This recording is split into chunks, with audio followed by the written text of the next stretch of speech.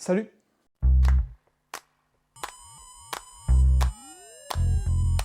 Les départements français sont le résultat d'une longue histoire depuis l'Ancien Régime. Ensemble, elles forment le territoire de la France. Mais alors, pourquoi les départements français existent? Les départements français d'aujourd'hui ne représentent pas culturellement la France. Au Moyen-Âge, la disposition du territoire français était totalement différente. Il y avait ce qu'on appelait des provinces, où l'église était au centre de la vie commune.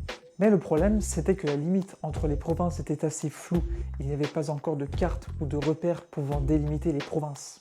Il y avait plusieurs types de découpage, avec des diocèses, des circonscriptions de généralité, des gouvernements militaires. Bref, au Moyen-Âge, c'était un sacré bordel.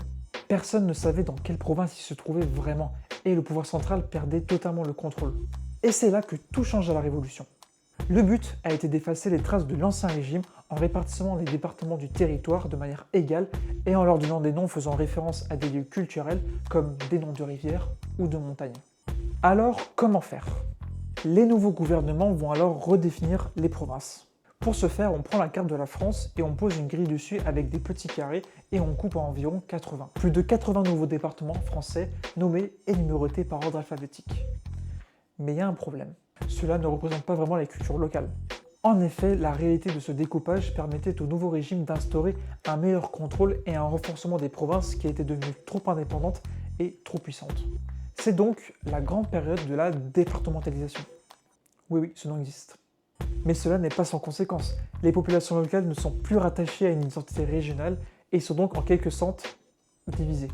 Prenons l'exemple de ma région d'origine, la Bretagne. Avant la départementalisation, la région historique était née des 7 saints fondateurs représentés en pays.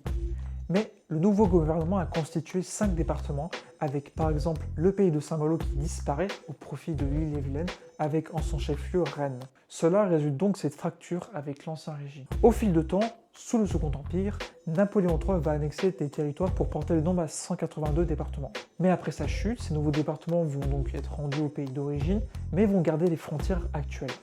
Les frontières actuelles résultent donc de l'héritage historique. Au sein de ces départements se trouve un préfet avec un conseil de préfecture et un conseil général qui sont composés d'élus qui représentent à peu près les populations locales en théorie. Le préfet, c'est l'exercice du pouvoir central au niveau déconcentré.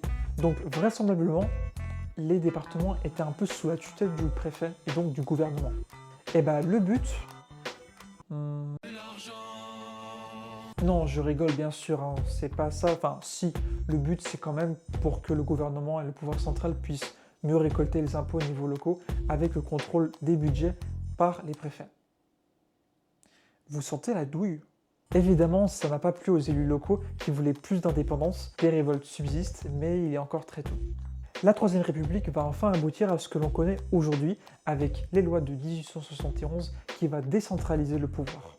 Le Conseil général va donc avoir des attributions qui lui sont propres et va gagner en indépendance. Les délimitations de certains départements aujourd'hui ont changé. Par exemple, en Alsace-Lorraine, avant l'annexion par l'Allemagne, la disposition était totalement différente d'aujourd'hui. La Meurthe-et-Moselle et la Moselle se sont fait couper une partie de leur territoire, tout comme le Haut-Rhin et les Vosges. Après la libération par la Grande Guerre, le gouvernement a décidé de garder les anciennes frontières de l'annexion, ce qui fait une disposition assez bizarre de la Meurthe-et-Moselle et de la création du nouveau territoire de Belfort. Ça n'a pas trop de sens aujourd'hui. L'Île-de-France comprenait auparavant 3 départements. Il y avait auparavant la Seine, qui était composée de Paris et de quelques communes limitrophes, la Seine-et-Oise et la Seine-et-Marne. En 1868, la région parisienne s'est réorganisée. Le département de la Seine disparaît au profit seulement de Paris, et le département de Seine-et-Oise se divise en 6 nouveaux départements. La raison était la croissance démographique. Il y avait une nécessité de redécoupage de départements qui étaient devenus trop peuplés, et les nouveaux départements sont donc divisés avec à peu près les mêmes nombres de populations. Les anciennes colonies françaises, lors des conquêtes, sont aujourd'hui devenues donc des départements et des territoires d'outre-mer, mais avec un passé assez triste.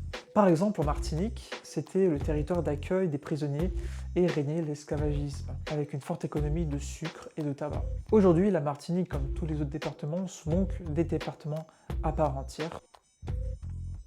Donc aujourd'hui, un département, c'est quoi? Prenons l'exemple du Gard. Le Gard est un département de l'Occitanie et avant 2015, du Languedoc-Roussillon. Le découpage reste à peu près la même depuis la Révolution française.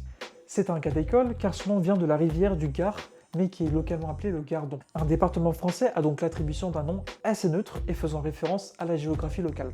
Aujourd'hui, on observe encore des changements de nom de département. En effet, prenons par exemple les Pyrénées-Orientales.